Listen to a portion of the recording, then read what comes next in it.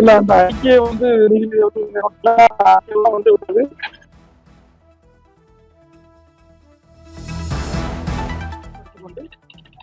வாதத்தை கேட்டு வச்சு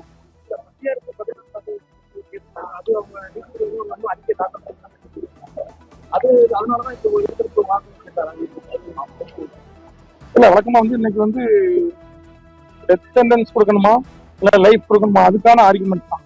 ஏற்கனவே குற்றவாளிகள் என்று அறிவிக்கப்பட்டாகிவிட்டது. இதுல வந்து என்ன சென்டென்ஸ் கொடுக்கணும்க்காக செகண்ட் ஆர்குமெண்ட். அது வந்து எதிரி தரப்பு தெரிஞ்சது அந்த அவங்களுடைய வாழ்க்கை வந்து தவிர தண்டனை கொடுக்கக்கூடாதுங்கிறது சொல்லு. டெத் சென்டென்ஸ் கொடுக்கக்கூடாது. இது வந்து அப்படி வேற இல்லை அப்படிங்கிறத அவங்க ஆர்கியூ பண்ணாங்க. ஆனா சிபிஐ தரப்பு வழக்கறிஞர் வந்து இது வேற கேஸ் தான். இது வந்து பொதுமக்களை ரொம்ப பாதிச்சுட்டு, ஏன்னா மக்களை காக்க வேண்டிய காவல்துறையே கொலையை செய்திருக்கு. எனவே மக்கள் வந்து ரொம்ப ஷாக்கா இருக்கிறாங்க. அதனால வந்து வேற கேட்டா இதுக்கு உச்சபட்ச தண்டனையான தூக்கு தண்டனை கொடுக்கணும். அப்படி இல்லைன்னா வாழ்நாள் முழுவதும் சிறையில் இருக்கணும். அப்படி ஒரு தண்டனை கொடுக்கணும். 2 ஆப்ஷன் சொன்னாங்க. குற்றவாளிகள் தரப்பு 9 அவங்களுடைய வாதம் தான். இது வந்து இந்த லத்திங்கிறது வந்து ஒரு கொடுமையான ஆயுதம் இல்லை. அது வந்து காவல் நிலையத்தில் எப்பவுமே இருக்கக்கூடியதுதான். அதனால அவங்க வந்து வெஞ்சன்ஸோட ஆயுதங்கள் எல்லாம் எடுத்துட்டு வந்துலாம் தாக்கல. அது ஆக்சுவலா அங்க இருக்கக்கூடியது அப்படின்னு சொன்னாங்க. அதுக்கு விக்டிம் தரப்பு வழக்கறிஞர் சொல்லும் போது அப்போ அங்க துப்பாக்கியும் தான் இருக்கு, துப்பாக்கி சுற்றலாம். நீங்க வந்து தொடர்ந்து அடிக்கும் போது உங்களுக்கு திருந்துறதுக்கு வாய்ப்பு இருக்கும். நீங்க அவங்க துடிக்கிறாங்க அழுறாங்க அப்பவும் நிறுத்தல. துப்பாக்கி சுட்டா கூட ஒரு செகண்ட்ல உயிர் போயிடும். ஆனா நீங்க தொடர்ந்து அடிக்கிறீங்க, அப்போ அது நிப்பாட்டி அடிக்கிறீங்க. ஆனா நீங்க தெரிஞ்சல, அப்போ உங்களுக்கு வந்து ஒரு இன்டென்ஷன் இருக்கு அவங்கள வந்து கொலை பண்ணணுங்கிறது அப்படிங்கிறத சொன்னேன். ஏப்ரல் 6ஆம் தேதி அறிவிக்கப்படும். அதற்கான காரணம் என்ன என்று வழக்கறிஞர் பேட்டி எழுதியதை இப்போது நாம் பார்த்தோம்.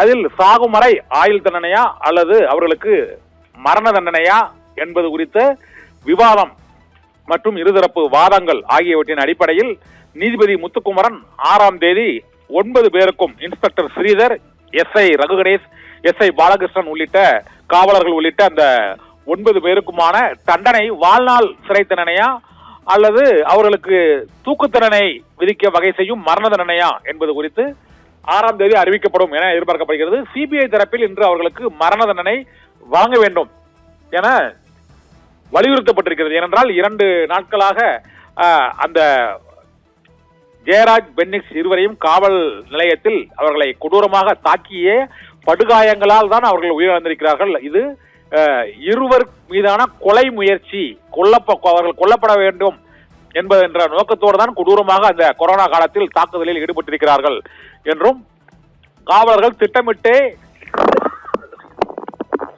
இந்த கொடூர செயலில் ஈடுபட்டிருக்கிறார்கள் என்றும் சிபிஐ தரப்பில் வழக்கை விசாரித்த சிபிஐ தரப்பு கிட்டத்தட்ட 2000 பக்கங்களுக்கும் அதிகமான அந்த குற்றப்பத்திரிகை தாக்கல் செய்திருக்கிறது.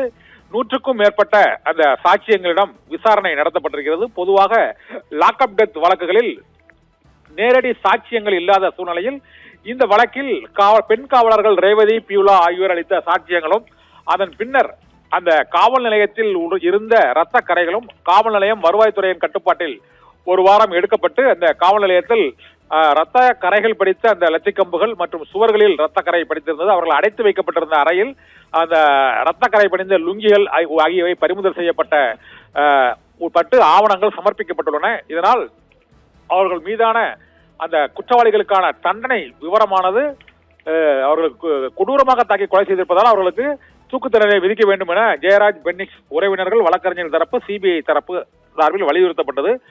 ஆனால் அந்த பாதிக்கப்பட்ட